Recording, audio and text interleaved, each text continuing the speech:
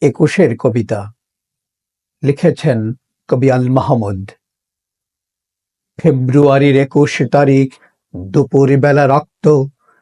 বৃষ্টি নামে, বৃষ্টি কোথায়?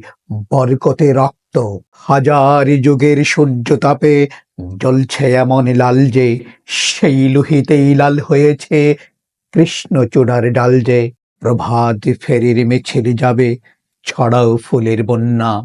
বিষাদ গীতি গাইছে পথে তিতুমিরের কন্যা। চিনতে নাকি সোনার ছেলে ক্ষুদিরামকে চিনতে, রুদ্ধশ্বাসে প্রাণ দিল যে মুক্ত বাতাস কিনতে। পাহাড়ে তলির মরণ চূড়ায় ঝাঁপ দিল যে অগ্নি, ফেব্রুয়ারির শোকের বসন পড়ল তারি ভগ্নি।